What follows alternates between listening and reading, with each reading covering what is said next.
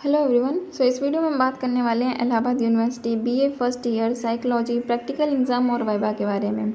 जो भी student Allahabad university के हैं, BA first year psychology subject है, उनका प्रैक्टिकल एग्ज़ाम और वाइवा से रिलेटेड जो भी डाउट है कि उनके प्रैक्टिकल एग्ज़ाम और वाइवा में क्या क्वेश्चन आएंगे, कैसे कंडक्ट करना है, क्या क्या लिखना है, कैसे लिखना है, इन सब से रिलेटेड उनके जो भी डाउट है इस वीडियो में क्लियर हो जाएंगे। तो आपका प्रैक्टिकल एग्ज़ाम जो होता है वो 50 मार्क्स का होता है पूरा टोटल, जिसमें आपके प्रैक्टिकल एग्ज़ाम, वाइवा और आपने जो भी एक्सपेरिमेंट अभी तक परफॉर्म किए होंगे उसका कंबाइन एक फ़ाइल बनता है, उसके मार्क्स, ये सभी ऐड होके आपके टोटल 50 मार्क्स बनाते हैं। ओके, तो प्रैक्टिकल एग्ज़ाम को समझने के लिए मैं इसको 3 पार्ट में डिवाइड कर देती हूँ ताकि आपको बहुत अच्छे से समझ में आ जाए। तो प्रैक्टिकल एग्ज़ाम का पहला पार्ट समझिए, MCQs और रिटन एग्ज़ाम। MCQs और रिटन एग्ज़ाम आपको देना पड़ता है, जिसमें जो MCQs और रिटन एग्ज़ाम होता है वो आपके सिलेबस से आता है। सिलेबस मतलब जो आपके प्रैक्टिकल सिलेबस है, आपका फर्स्ट पेपर और सेकंड पेपर स्टैटिस्टिक और बेसिक प्रोसेसिंग वहाँ से नहीं आता है, आपके थर्ड पेपर जो कि प्रैक्टिकल पेपर है उससे आता है। ओके, ये MCQs और रिटन एग्ज़ाम, जिसमें मान लीजिए आपको 10 क्वेश्चन है, उसमें से पहले 9 क्वेश्चन MCQs आएंगे और बस एक क्वेश्चन होगा जो रिटन एग्ज़ाम होगा।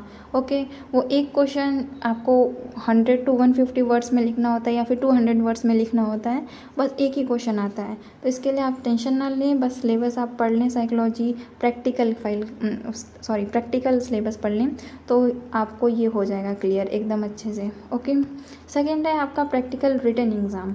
प्रैक्टिकल रिटन एग्ज़ाम में क्या होता है, जो भी आपके अभी तक एक्सपेरिमेंट कराए गए हैं 1 से 5 तक, इन सब में से कोई भी एक्सपेरिमेंट आपको असाइन किया जाता है, उसको आपको वहाँ पे परफॉर्म करना होता है और लिखना होता है। अब कौन सा एक्सपेरिमेंट आपको असाइन किया जाएगा ये कैसे पता चलेगा? ऐसा एक बाउल होता है वहाँ पे आपके टीचर के पास, उसके अंदर बहुत सारी चिट्स होती हैं। उन चिट्स में सभी के एक्सपेरिमेंट्स के नेम लोग होते हैं, हर एक चिट पे हर एक एक्सपेरिमेंट के नेम लिखा जाता है। और इसमें से आपको कोई भी चिट आपको चूज़ करने के लिए बोलते हैं टीचर।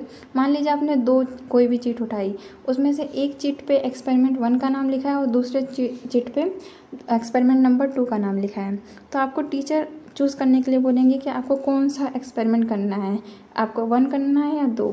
तो ये आप पे डिपेंड करता है कि आप 1 चूज़ करें या 2।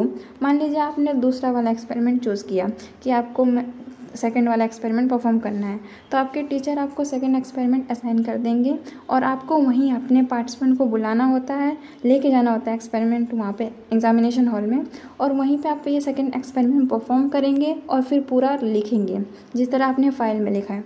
फ़ाइल में आपने कैसे लिखा था, पहले एम लिखा था, फिर इंट्रोडक्शन, फिर मेथड, रिजल्ट, डिस्कशन, फिर रेफरेंस और अपेंडिक्स, इस तरह से आपने अपने फ़ाइल में लिखा था। मगर एग्जामिनेशन हॉल में ये पूरा नहीं लिखना होता है। आप कैसे लिखेंगे, उसका एम लिख देंगे, इंट्रोडक्शन पार्ट नहीं लिखे जाएगा। ओके, फिर मेथड लिखा जाएगा। मेथड में सबसे इम्पोर्टेंट एक्सपेरिमेंटल डिज़ाइन और प्रोसीजर होता है, जो कि मोस्टली लोग गलत कर देते हैं, उसको आपको सही से पढ़ना है और सही से उसको लिखना होता है। ओके, और फिर रिज़ल्ट सेक्शन आता है। कभी कभी टीचर रिज़ल्ट सेक्शन को स्किप करने के लिए बोलते हैं, पर फिर भी आपको ये तीनों चीज़ें बहुत अच्छे से पढ़ के जानी है। जो इंट्रोडक्शन, डिस्कशन और सब पार्ट हैं, ये सब आप पढ़ लीजिएगा। बाय चांस टीचर जो मतलब प्रैक्टिकल एग्ज़ाम में तो ना, मगर वाइवा में पूछ दें तो इसके रिलेटेड। वाइवा आपका थर्ड पार्ट है, जिसमें जो बाहर के कोई टीचर आते हैं, आपको क्वेश्चन करते हैं, जो आपने फ़ाइल लिखी है उससे कर सकते हैं। पहला तो ये है कि जो भी आप फाइल लिख रहे हैं उसी से आपसे क्वेश्चन करें कि बताइए मेमोरी क्या है, लेवल ऑफ प्रोसेसिंग क्या है, इससे रिलेटेड आपसे क्वेश्चन कर सकते हैं। या तो आपके प्रैक्टिकल सिलेबस से करेंगे, जिससे आपका MCQs और रिटन एग्ज़ाम भी आता है। ओके, तो आप ये सिलेबस बहुत अच्छे से पढ़ लीजिएगा जो आपके थर्ड पेपर प्रैक्टिकल सिलेबस में लिखा गया है। ओके, यहीं से आपका MCQs और रिटन एग्ज़ाम भी आएगा। एक ही रिटन एग्ज़ाम आएगा जो कि 100 to 150 वर्ड्स में लिखना होता है। ओके, और वाइवा में जैसे कि मैंने बता दिया, वाइवा एक टीचर है, तो इसमें हम कोई भी कह नहीं सकते कि वो पर्टिकुलर किसी सिलेबस से ही पूछे जाएगा।